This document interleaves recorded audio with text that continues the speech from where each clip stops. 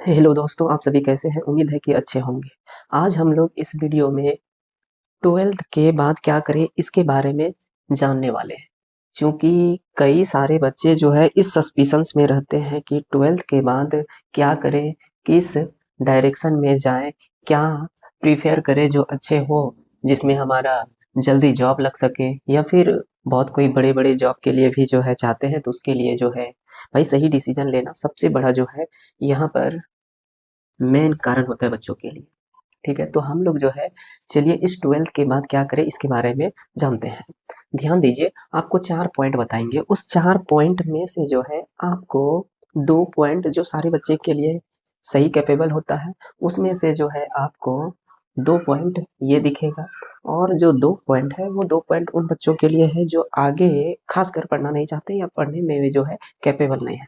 ठीक है, जैसे देखिए, पहला तो अपॉर्चुनिटी ये है कि आफ्टर 12th यानी कि 12th के बाद आप डायरेक्ट जो है गवर्नमेंट जॉब की तैयारी कर सकते हैं। तो वो जो गवर्नमेंट जॉब की तैयारी कीजिएगा, वो कौन-कौन से जो है आप पोस्ट के लिए एलिजिबल है, कौन-कौन से जो है आप जॉब के लिए एलिजिबल हो सकते हैं, उनके बारे में मैं बाद में बताऊँगा। यानी कि पहला जो है आप वो क्या कर सकते हो, तो गवर्नमेंट जॉब की तैयारी कर सकते हो। दूसरा क्या है, तो आप जो है आगे का भी जो है कोई डिग्री कर सकते हो, यानी कॉलेज प्रेफर भी कर सकते हो, यानी कोई भी ग्रेजुएशन लेवल का डिग्री कर सकते हो, या फिर ग्रेजुएशन कर सकते हो, या फिर जो है जेई या फिर नीट का कर सकते हो, बीएससी नर्सिंग का कर सकते हो। कई सारे हैं जो मैं आपको बाद में बताऊंगा।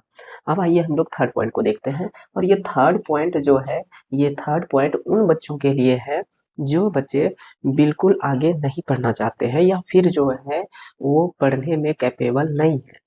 रीज़न कई हो सकते हैं, या तो उनको फाइनेंशियल प्रॉब्लम हो सकता है, या फिर उनका जो है कोई डिमांड नहीं है आगे पढ़ने का। ठीक है, तो उन बच्चों के लिए सबसे अच्छा अपॉर्चुनिटी ये हो सकता है कि वो प्राइवेट जॉब कर सकते हैं, कोई भी प्राइवेट सेक्टर में प्राइवेट जॉब कर सकते हैं। और ये लास्ट पॉइंट जो ये सबके लिए सही नहीं होता, ये उसी के लिए अच्छा होता है जो 12th के बाद डायरेक्ट चाहते हैं कि बिजनेस करें। और बिजनेस करने के लिए क्या है कि आपको अच्छे खासे पैसे होने चाहिए, और यदि आपको पैसे हो जाए तब जाके आप एक अच्छे बिजनेस कर सकते हो। अगर इसको करना चाहते हो तो आपको जो है 12th के बाद कोई एक छोटा सा जो सही हो, 12th के बाद उस जॉब को करके कुछ दिन करके उसके बाद आप ये कर सकते हो। अगर आप डायरेक्ट चाहते हो तो आपके फैमिली बैकग्राउंड जो है थोड़ा सा अच्छा होना चाहिए, जिसमें आपको सपोर्ट करेंगे, तब जाके आप जो है ये बिजनेस सेक्टर में जा सकते हो। ये सबके लिए जो है सही नहीं है।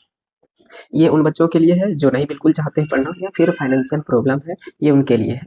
अब आते हैं हम लोग इसमें, जो इसमें क्या है कि आपको बाद में हम बताएंगे, क्योंकि इसमें कई सारे आप जो है डिग्री कर सकते हो, जो सही होगा उसमें आप ले सकते हो डिसीजन। लेकिन हम आपको सबसे पहले जो है 12th के बाद ये बताएंगे कि गवर्नमेंट जॉब की तैयारी में कौन कौन से जो है पोस्ट के लिए आप एलिजिबल हो। चलिए, तो हम आपको जो है पहला पॉइंट के बारे में जानकारी देते हैं। देखिए, अगर गवर्नमेंट जॉब की तैयारी आप करना चाहते हो तो सबसे पहली बात ये है कि ध्यान रखिएगा कि आप कर सकते हो एसएससी। आप एसएससी का भी कर सकते हो, पहला। और दूसरा क्या है, तो आप जो है रेलवे सेक्टर में जा सकते हो। और तीसरा जो सबसे बड़ा होता है अपॉर्चुनिटी फिलहाल के लिए, हाँ, वो है आपका डिफेंस लेवल में। और भी कैसे हैं, तो वो जो है 12th के बाद जो है आप इन सेक्टर में जा सकते हो गवर्नमेंट जॉब के लिए।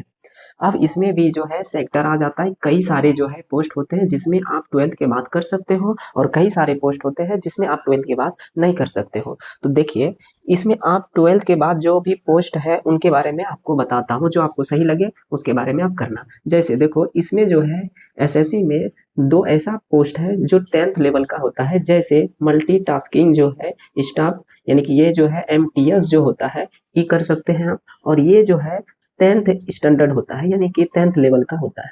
और एक जो है वो है आपका एसएससी जीडी, यानी कि जनरल ड्यूटी, ये भी जो है 10th लेवल का होता है। ठीक है, और हमारे पास जो है दो और पोस्ट है। एक है आपका CHSL है, दूसरा क्या है आपका, एक है स्टेनोग्राफर है। और ये स्टेनोग्राफर जो है CHSL कहिए या फिर जो है स्टेनोग्राफर कहिए, ये दोनों जो है 12th लेवल का है। ये दोनों आपका 12th लेवल का, ये मैं एसएससी सेक्टर में बता रहा हूँ। और एक 12th लेवल में ही जो है एक होता है दिल्ली पुलिस कांस्टेबल, और जो है बिहार पुलिस होता है। नॉर्मल मैं बता रहा हूँ, ऐसे तो बिहार पुलिस को इसमें नहीं बताना चाहिए, फिर भी आपको जो है मैं बता देता हूँ कि बिहार पुलिस होता है। और ये दोनों के लिए भी जो है आपका 12th होना जो है, हाँ, कंपलसरी है, ध्यान रखिएगा। आपका एसएससी सेक्टर में 4 आता है, उसमें से जो है ये आप जो स्टेनोग्राफर देख रहे हो, स्टेनोग्राफर आपका ग्रेजुएशन पे भी होता है, साथ ही साथ जो है 12th लेवल पे भी होता है। एसएससी का एमटीएस और जो है जीडी जो है ये दोनों आपका जो है 10th लेवल का होता है। ध्यान रखिएगा, कंपटीशन कहीं भी कम नहीं होता है, इसलिए इन सेक्टर में आप अगर एसएससी सेक्टर में जाना चाहते हैं तो आपका खासकर इंग्लिश अच्छा होना चाहिए। और ध्यान रहे कि आपको इसमें जो अपॉर्चुनिटी मिलेगा वो इंग्लिश भी मिलेगा और जो है हिंदी का भी अपॉर्चुनिटी मिलेगा। यानी इसमें जो है आपको इंग्लिश और हिंदी दोनों के लिए जो है आपको अपॉर्चुनिटी मिलेगा। लेकिन ध्यान रहे, ये एमटीएस, सीएचएसएल और स्टेनोग्राफर, इसमें सिर्फ आपका इंग्लिश ऑप्शन मिलता है, हिंदी चूज करने का ऑप्शन आपको नहीं मिलता है। अगर जीडी चाहते हैं, ध्यान रहे जीडी आपका डिफेंस लेवल का आता है, जो ये मेनली जो है बॉर्डर पुलिस के लिए एलिजिबल है, ये यानी बॉर्डर पुलिस के लिए ये पोस्ट है। ठीक है, जो चाहते हैं इन सेक्टर में जा सकते हैं। ध्यान रहे, इसमें कोई खास है नहीं, इसका भी जो है वैकेंसी रेगुलर आते रहता है। ध्यान रखिएगा, इसको भी कर सकते हैं आप 10th लेवल से।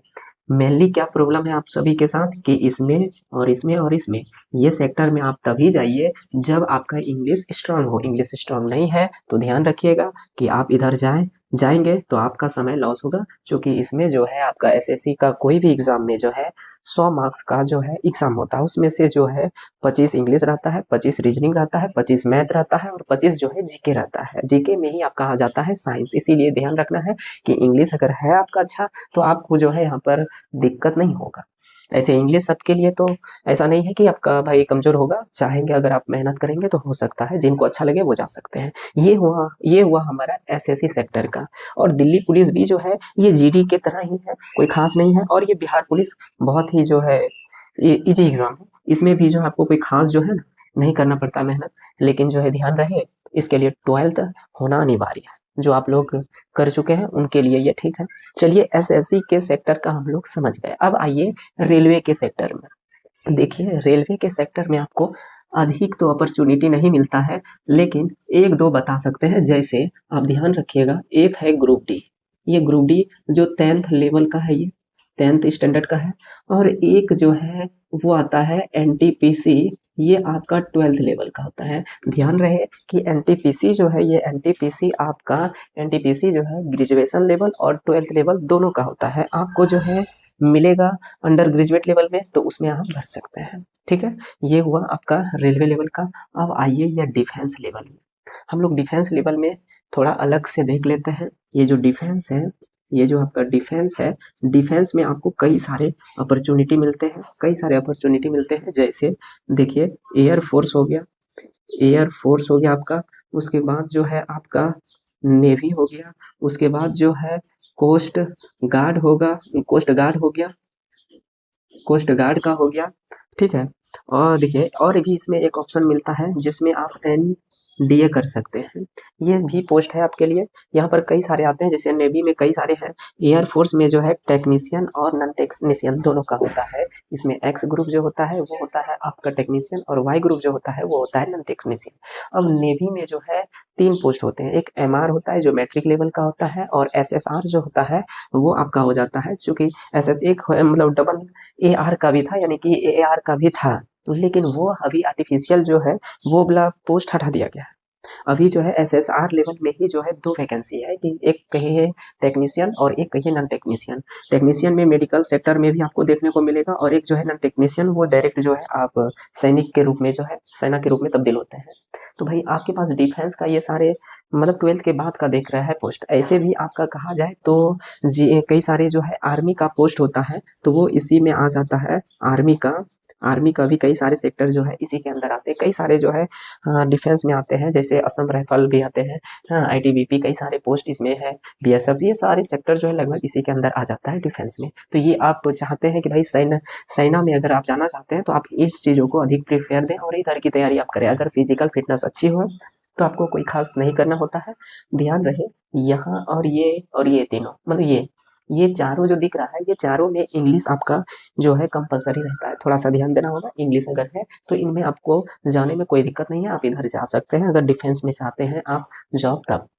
चलिए ये हुआ आपका जो है डिफेंस लेवल का। डिफेंस लेवल का और भी होते हैं जो आपके लिए ग्रेजुएशन के बाद होता है, इसी का ग्रेजुएशन के बाद होता है, इसी का ग्रेजुएशन के बाद होता है, जो वो बड़े डायरेक्ट जो है ना ऑफिसर बनता है उसमें ग्रेजुएशन के बाद। अगर अच्छे जॉब चाहते हैं तो आपको जो है ग्रेजुएशन लेवल का कोई भी जो है और भी पे मतलब क्वालिफिकेशन लेना ही होगा। जैसे कॉलेज में आप कुछ भी ले सकते हैं, ग्रेजुएशन कर सकते हैं या ग्रेजुएशन के इक्वल कुछ भी कर सकते हैं, जो हम आपको उसके बारे में बताने वाले हैं। इधर आपका हो गया भाई सारे जो है गवर्नमेंट जॉब के लिए आपको मैं बता दी कि भाई इस सब में से 12th के बाद आप क्या कर सकते हो, नहीं कर सकते हो, इनके बारे में हम जानकारी आपको दे दी है।